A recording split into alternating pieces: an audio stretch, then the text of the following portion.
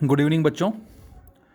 तो बच्चों हमने दोपहर में बेटा स्टडी किया था अबाउट व्हीट स्टोन ब्रिज, और वहाँ से हमने यदि हमारे पास कोई 3 नॉन रेजिस्टेंस गिवन है तो फोर्थ वन जो अननोन होगा उसकी वैल्यू को फाइंड आउट हम कर सकते हैं। और उसकी प्रैक्टिकल एप्लीकेशन जो थी हमारे पास that is slide wire bridge या मीटर ब्रिज, और इसके साथ साथ हमने पोस्ट ऑफिस बॉक्स और कैरी फोस्टर्स ब्रिज के बारे में बात की थी। तो हमारे सिलेबस में जो है बेटा वो है that is slide wire bridge, और जिसको हम मीटर ब्रिज भी बोलते हैं। और इस स्लाइड वायर ब्रिज या मीटर ब्रिज के थ्रू हम एक अननोन रेजिस्टेंस की वैल्यू को फाइंड आउट करते हैं यूजिंग 3 नॉन रेजिस्टेंस। और इसका जो कंस्ट्रक्शन का काम जो है, जो वर्किंग जो है इसकी, वो हमारी सेम उसी तरह से है जैसे व्हीट स्टोन ब्रिज की थी। कोई 3 रेजिस्टेंस मालूम है तो फोर्थ अननोन की वैल्यू को फाइंड आउट कर सकते हैं हम। स्लाइड वायर क्यों बोलते हैं इसको अभी जरा बात करेंगे इसके बारे में हम। तो सबसे पहली बात बेटा कि हमारे पास एक वुडन बोर्ड होता है यहाँ पर जो आपको नज़र आ रहा है कुछ इस तरह से, और जो वुडन बोर्ड है इसके ऊपर हमने एक अलॉय के वायर को स्ट्रेच किया हुआ है 2 पॉइंट्स के बीच में। क्या बताया? वुडन बोर्ड, और उसके ऊपर हमने एक अलॉय के वायर को जस्ट इन 2 पॉइंट्स के बीच में स्ट्रेच किया हुआ है, और जिसकी लेंथ कितनी है बच्चों? 1 मीटर है, दैट इज़ 100 सेंटीमीटर है। तो ये लेंथ फिक्स है, दैट इज़ 1 मीटर, और इसीलिए बेटा इसको मीटर ब्रिज बोलते हैं। तो मीटर ब्रिज बोलने का रीज़न क्या है? क्योंकि इसकी जो लेंथ है इस वायर की वो 1 मीटर है। एलॉय का वायर ही क्यों लिया बच्चों हमने? क्योंकि हमें पता है एलॉय जो है कॉन्स्टेंटाइन हो गया, मैंगानीन हो गया, यूरेका हो गया, इनके लिए बच्चों जो अल्फा होता है दैट इज़ टेम्परेचर कोफिशिएंट, ये स्मॉल होता है। मतलब इस बात का मतलब होगा कि इनका रेजिस्टेंस जो है वो नेग्लेजिबल अमाउंट में इंक्रीज होता है विद राइज इन टेम्परेचर, और इसीलिए हम यहाँ जो वायर लेते हैं बेटा वो एलॉय का लेते हैं। और यहाँ पर ये जो आपको नज़र आ रही है this is the copper strip. Copper क्यों लिया हमने? क्योंकि गुड कंडक्टर ऑफ इलेक्ट्रिसिटी है और इनका जो रेजिस्टेंस है वो नेग्लेजिबल होता है। तो ये कॉपर स्ट्रिप है, ये कॉपर स्ट्रिप है, और ये कॉपर स्ट्रिप है। तो ये हमारे पास इस वुडन बोर्ड पे ही सारा प्रोसेस जो है आपको नज़र आ रहा है वो कुछ ऐसे होता है। बच्चों इन 2 पॉइंट्स के बीच में हमने क्या लगा रखा है? R B, and this R B is known as resistance box, known resistance. इसमें बहुत सारे छोटे छोटी कीज़ लगी होती है, अभी दिखाऊंगा मैं आपको, और उन कीज़ को जब हम प्लग आउट करते हैं तो वो सर्किट में उतना रेजिस्टेंस ऐड होता चला जाता है। तो ये हमारा रेजिस्टेंस बॉक्स है जिसको नॉन रेजिस्टेंस का नाम दिया, जिसको हम चेंज भी कर सकते हैं। और यहाँ राइट गैप, ये लेफ्ट गैप है बच्चों, और ये राइट गैप है बेटा। इस राइट गैप में एक वायर है that is again alloy wire having unknown resistance. इसकी वैल्यू को हमें फाइंड आउट करना है बच्चों। We have to find out the value of unknown resistance this S.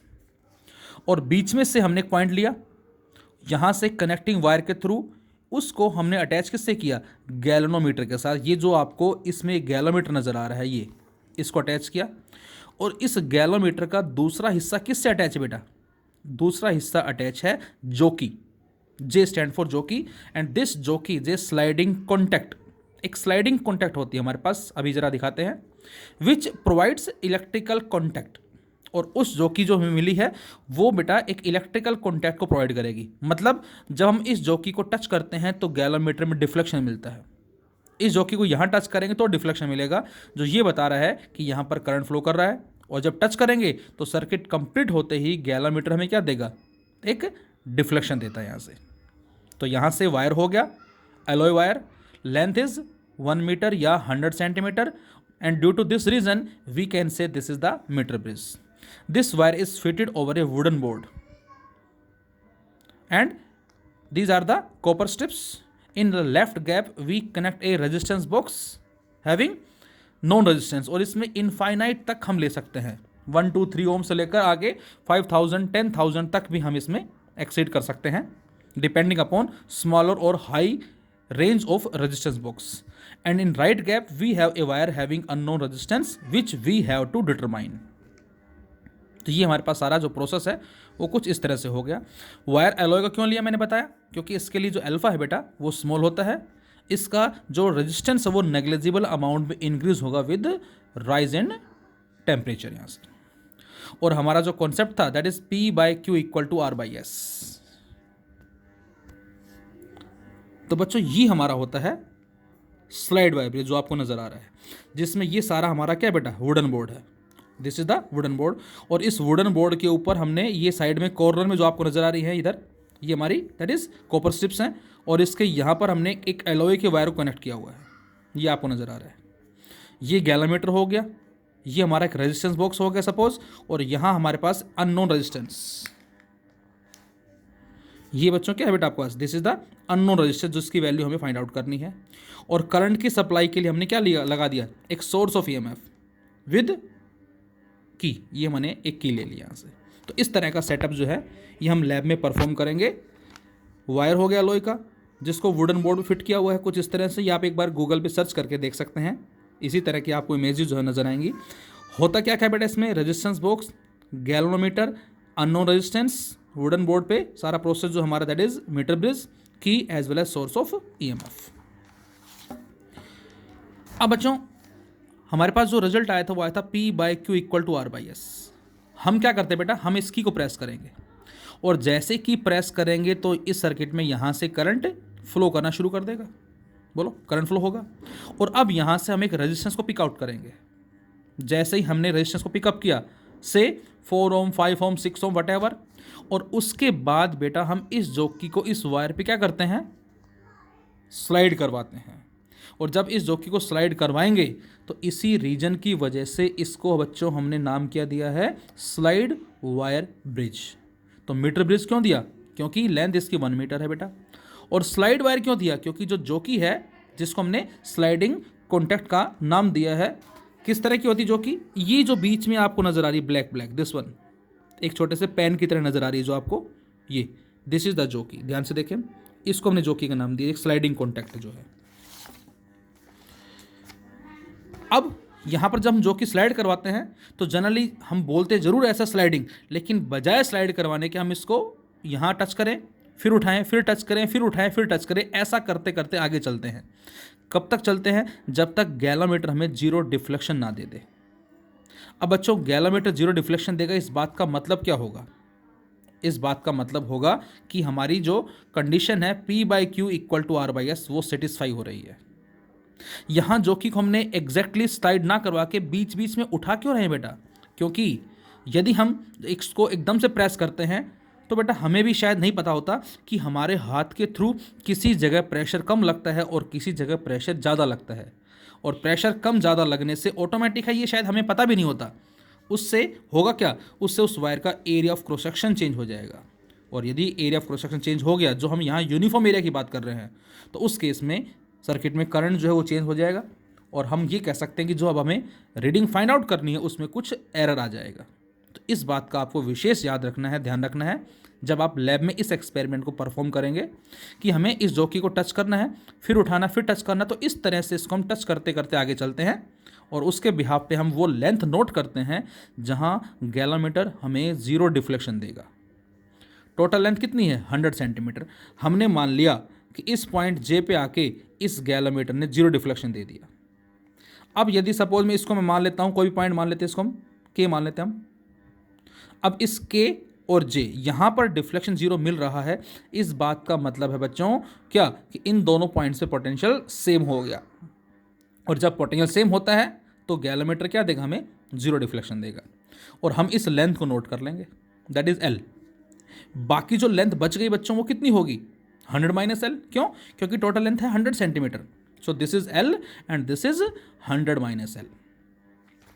अब यहाँ पे इस P के पैरेलल में R है और इस Q के पैरेलल में S, मतलब यदि ये हमारा रेजिस्टेंस R है तो इसके पैरेलल में ये जो रेजिस्टेंस होगा इस लेंथ का, उसको बेटा हम P का नाम देंगे, और ये जो रेजिस्टेंस होगा 100 माइनस एल का, उसको हम बच्चों Q का नाम देंगे।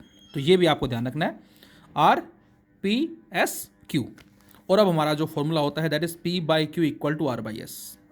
P का मतलब इस लेंथ का रेजिस्टेंस, और हमें पता है बेटा कि रेजिस्टेंस क्या होता है, rho L by A।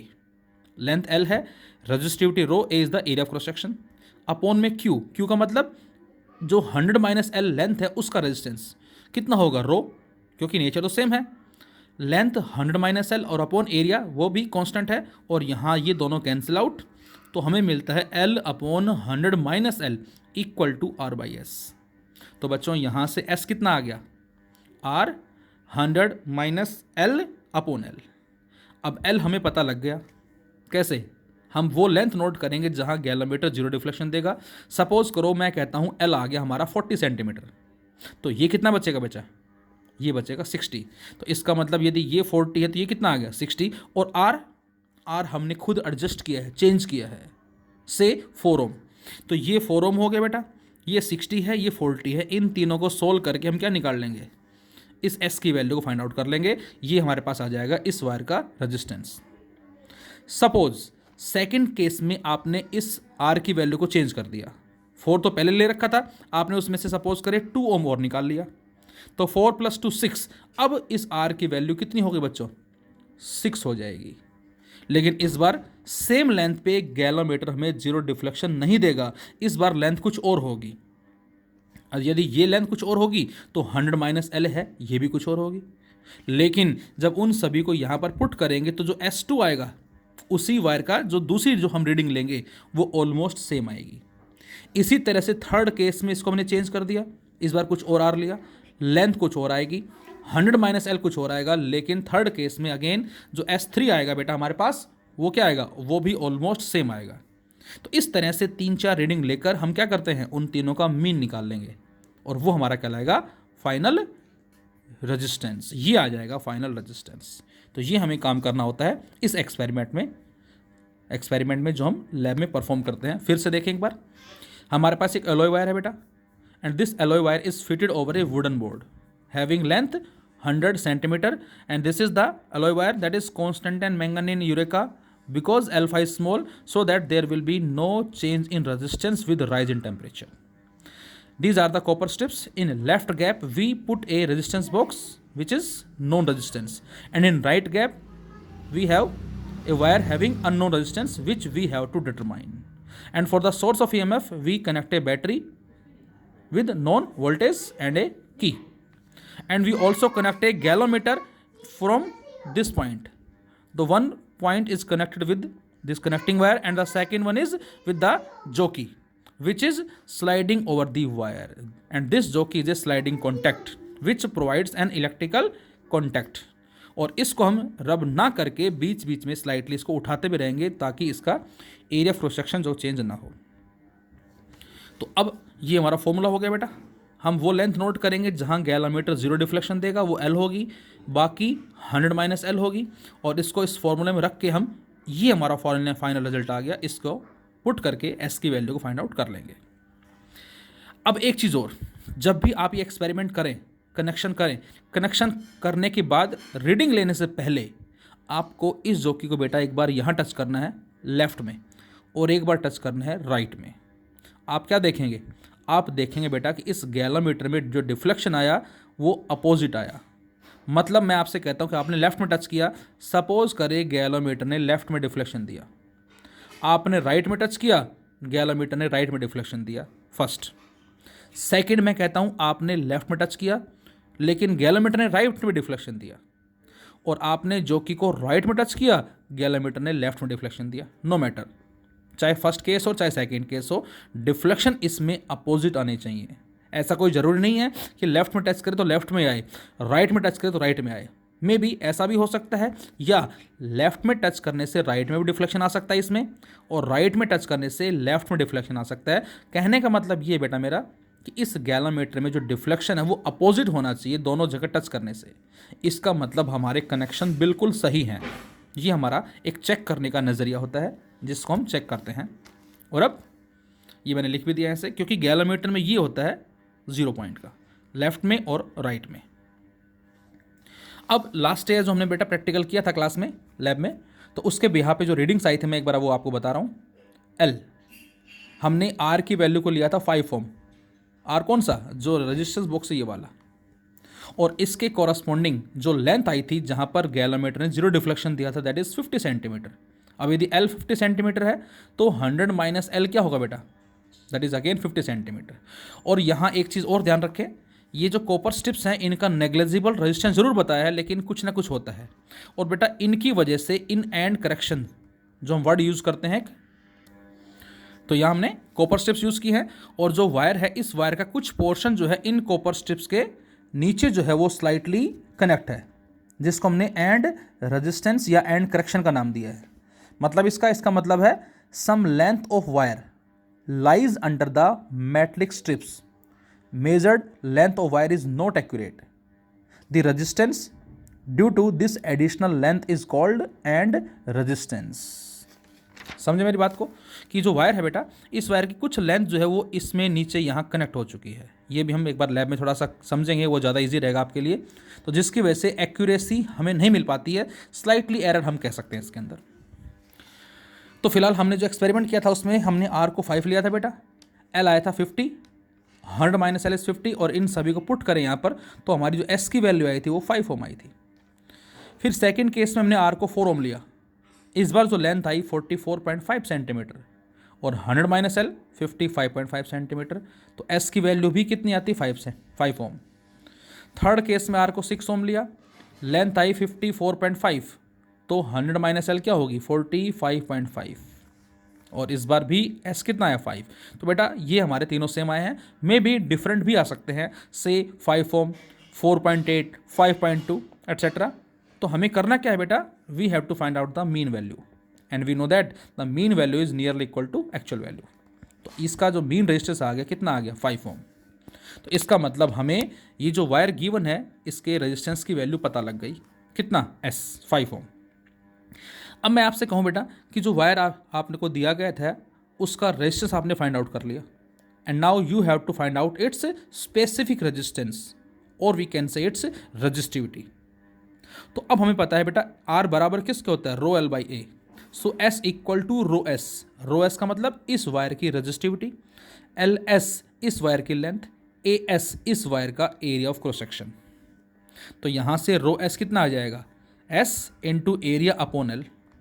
S हमें पता है, एरिया पाई आर स्क्वायर होता है, एल एस। अब एल एस कैसे आएगी, एल एस का मतलब इस वायर की लेंथ कैसे आएगी। तो बेटा बच्चों यहाँ पर स्क्रू गिवन होते हैं इस तरह से, इन स्क्रू को हम लूज कर लेंगे और इस वायर को बाहर निकाल लेंगे, और बाहर निकाल के इसको हम मीटर स्केल से कनेक्ट करके हम इसकी लेंथ को नोट डाउन कर लेंगे।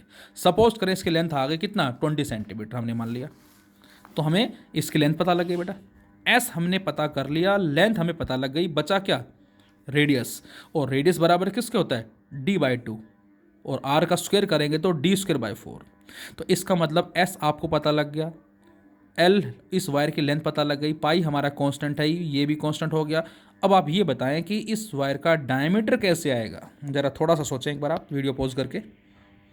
तो बेटा इस वायर के डायमीटर को फाइंड आउट करने के लिए आपने क्लास 11th में पढ़ा था स्क्रू गेज, ध्यान होगा आपको, जिसमें हमने लीनियर स्केल रीडिंग नोट की थी, उसके बाद सर्कुलर स्केल रीडिंग नोट की थी, उसके बाद सर्कुलर स्केल रीडिंग को लीस्ट काउंट से मल्टीप्लाई करके हमने लीनियर स्केल में ऐड कर दिया था, और उसके बिहाफ पे हमें डायमीटर मिला था, थिकनेस। तो स्क्रू गेज की हेल्प से बच्चों हम क्या करेंगे, इसके डायमीटर को फाइंड आउट करेंगे, मे बी 0.50 mm, 0.48 mm जो भी है उसको हम पुट करेंगे यहाँ, तो डायमीटर पता लग गया, और इन सभी के बिहाफ पे हम इस वायर का स्पेसिफिक रेजिस्टेंस भी फाइंड आउट कर सकते हैं, और इसका इन्वर्स कर देंगे तो वो क्या आ जाएगी बेटा, कंडक्टिविटी आ जाएगी सिग्मा। तो इस तरह से हम इस वायर के रेजिस्टेंस के साथ साथ इसका स्पेसिफिक रेजिस्टेंस भी डिटरमाइन कर सकते हैं।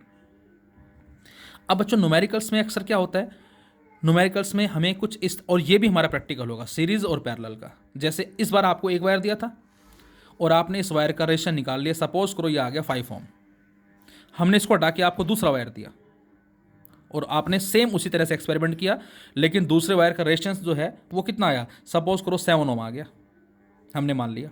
तो इसका मतलब पहले वाले वायर का रेजिस्टेंस आपने जो निकाला वो 5 ओम आया, आपने उसको हटा के दूसरा लगाया, उसका रेजिस्टेंस कितना है बेटा 7 ओम आया। अब मैं आपसे ये कहूँ कि यदि हम दोनों वायर को जिसका 5 और 7 ओम रेजिस्टेंस आया दोनों को सीरीज में लगा दे तो आपका आंसर होगा, यदि सीरीज में लगाते हैं तो हमारा आंसर कितना आना चाहिए बेटा 5 + 7 दैट इज 12 ओम आना चाहिए, और यदि पैरेलल में लगा देता हूँ तो 1/5 + 1/7 एलसीएम कितना आ जाएगा 35, 7 + 5 दैट इज 35/12, 2 पॉइंट समथिंग हमारा जो भी आएगा। तो इसका मतलब ये हुआ कि यदि हम जो अलग अलग हमने रेजिस्टेंस निकाला 5 और 7 दोनों को यदि इस दोनों पॉइंट्स में सीरीज में लगा दें, एंड टू एंड लगा दें, तो हमारा आंसर जो है एक्सपेरिमेंट रिपीट करने पे वो 12 ओम के अप्रोक्सीमेट आना चाहिए। और यदि दोनों को पैरेलल में लगाते हैं बेटा तो हमारा आंसर 2 पॉइंट समथिंग के अप्रोक्स आना चाहिए। तो इसका मतलब अब जो नेक्स्ट एक्सपेरिमेंट होता है हमारा, या न्यूमेरिकल्स में हम कह सकते हैं, हमें 2 वायर गिवन होते हैं इस तरह से, और हमें इनका सीरीज में रेजिस्टेंस फाइंड आउट करना है। मेथड वही है सेम सोल्व करने के लिए। क्या बेटा, की प्रेस की हमने, रेजिस्टेंस पिकअप किया, यहाँ से आर पता लग गया, जोकी को स्लाइड करवाया, वो लेंथ नोट की जहाँ गैलोमीटर ने 0 डिफ्लेक्शन दे दिया एल, बाकी लेंथ जो बची 100 minus L, formula L upon 100 minus L equal to R by S dash. इस बार इस एस डैश का मतलब क्या होगा बेटा, इस एस डैश का मतलब होगा S1 प्लस S2। तो हम 2 वायर का सीरीज कम्बिनेशन भी सोल्व कर सकते हैं। अच्छा, इसी में S1 S2 ऐसे गिवन होते, इसको बोलते हैं शंटेड। हो सकता है न्यूमेरिकल में ये गिवन हो कि हमारे पास एक वायर है राइट बॉक्स में जिसका रेजिस्टेंस 5 ओम है सपोज, और उसके हमने शंटेड किया हुआ है S2 रेजिस्टेंस से, तो शंटेड का मतलब उसके पैरेलल में रेजिस्टेंस को कनेक्ट कर देना, ये इसका मतलब होता है। तो फिलहाल यहाँ हमें दे दिया S1 S2, और अब वही सेम प्रोसेस करेंगे आप, और सेम जब प्रोसेस करेंगे तो उसके बिहाफ पे क्या मिलेगा बेटा आपको, वही सेम लिखेंगे इस बार S dash equal to R 100 minus L by L. लेकिन इस बार बच्चों जो एस डैश होगा वो क्या होगा, इन दोनों का पैरेलल कॉम्बिनेशन वाला रिजल्ट होगा, वो हमारा आ जाएगा 2 वायर का पैरेलल। जैसे मैंने क्वेश्चन लिया एक, ये हमने यूटी में भी दिया था, मीटर ब्रिज दे रखा है, सोर्स ऑफ ईएमएफ दे रखा है, गैलोमीटर है, स्लाइडिंग कॉन्टैक्ट सब कुछ है, लेफ्ट गैप में रेजिस्टेंस बॉक्स हो गया, राइट गैप में हमें एस दे रखा है। स्टेटमेंट पढ़े जरा, when S and R are connected in left and right gap of meter bridge, the balance point is found at a distance L1 from zero end of the meter bridge। ये line बड़ी important है बेटा, या तो इस तरह से लिखा मिलेगा, या सपोज इसको मैं ए नाम दे देता हूँ और इसको मैं बी नाम दे देता हूँ। तो आपसे कह रहा है कि लेफ्ट गैप में और राइट गैप में जब हम आर और एक्स लेते हैं तो इस जीरो एंड से जो बैलेंसिंग लेंथ मिलती है, वो लेंथ जब गैलोमीटर 0 डिफ्लेक्शन देता है वो हमें L1 मिलती है। वो 0 एंड बोले या फ्रॉम एंड ए बोले, इस बात का मतलब सेम होगा। लेकिन इसी में बच्चों ध्यान रहे, मैं फिर से रिपीट कर रहा हूँ, इसी में बच्चों ये कहता है कि फ्रॉम एंड बी, तो वो L नहीं होती, वो 100 माइनस एल होती बेटा। ये बात बड़ी इंपॉर्टेंट है, कई बार स्लाइटली कंफ्यूज करने के लिए वो हमें एंड ए की बजाय एंड बी दे देता है, और जब एंड बी देगा तो वो 100 माइनस एल गिवन होता है, और हम मिस्टेक यही कर जाते हैं कि उसको एल समझ जाते हैं। नहीं, ये 100 माइनस एल होगी और ये एल होगी। तो ये आपको विशेष ध्यान रखना है कि वो लेंथ हमें ए से दे रखी है या बी से दे रखी है, किस एंड से दे रखी है मतलब। तो फर्स्ट केस में लेंथ L1 हो गई 0 एंड से। अच्छा, फिर कह रहा है an unknown resistance of x. अब हमने एक अननोन रेजिस्टेंस लिया एक्स और इसको शंटेड कर दिया, इज कनेक्टेड इन पैरेलल और shunted to the resistance S, इसके पैरेलल में लगा दिया। Then the balance point is now found at a distance L2 from the zero end of the metre bridge. ये जीरो एंड हो गया। Obtain the formula for X in terms of L1 L2 and S। हमें इन तीनों की form में एक x का formula draw करना है। अब बच्चों फर्स्ट कंडीशन जरा, इस एक्स को भूल जाएं आप, एक्स है ही नहीं सपोज करें, तो फॉर्मूला क्या बन गया, R by S equal to L, वो लेंथ जहाँ डिफ्लेक्शन 0 मिला, बाकी 100 माइनस एल। अब वो लेंथ है क्या, कितनी, ये हमें दे रखी L1, तो दूसरी क्या बची 100 minus L1 equal to R by S, equation first. अब सेकंड कंडीशन में लेंथ कितने बेटा L2। हाँ, एक चीज़ और, इसमें ये भी कह सकता है increase by L2। First case में लेंथ L1 थी एंड द सेकंड केस में जैसे ही हमने इसमें x को पैरेलल में लगा दिया, तो मे भी आपसे कहता है कि इंक्रीज और डिक्रीज बाय। अब इंक्रीज बाय कहता है तो इसका मतलब L1 प्लस L2 होगी वो, और नीचे 100 माइनस L1 प्लस L2। ये भी आपको ध्यान रखना है कि उसी में तो इंक्रीज नहीं कर रहा है। तो फिलहाल ये जीरो एंड से कह रहा है L2, ये L2 और ये 100 minus L2 equal to R by S dash. अब इस बार एस डैश क्या होगा बेटा, एस डैश होगा इन दोनों का पैरेलल कॉम्बिनेशन, ये वाला। और कितना आएगा सोल्व करने के बाद, S x upon S plus x, इसको पुट कर दिया हमने यहाँ इसकी जगह, और पुट करते ही इक्वेशन बन गई। तो ये बेटा इक्वेशन फर्स्ट है, ये इक्वेशन सेकंड है, हमने दोनों को डिवाइड कर दिया। और जैसे डिवाइड करते हैं तो ये आर एस और ये आर एस आपस में कट जाएंगे। इधर क्या आ गया, एस प्लस एक्स अपॉन में एक्स, राइट में L2 upon 100 minus L2 dividing करेंगे तो नीचे वाला फैक्टर ऊपर आके ये बन जाएगा हमारा। और अब S plus X by X को हम लिख सकते हैं S by X plus X by X, that is 1। तो ये बन जाएगा S by X plus 1 equal to L2 100 minus L1 upon L1 100 minus L2। और इस 1 को इधर ला के जब आप सोल्व करेंगे एलसीएम लेके, तो सोल्व करने के बाद हमारा जो फाइनल आंसर आएगा बच्चों वो क्या आ जाएगा, L1 into 100 minus L2 into S upon 100 into L2 minus L1। इस तरह से ये हमें एक फॉर्मूला जो है ये मिलता है किसमें, स्लाइड वायर ब्रिज के रेस्पेक्ट में।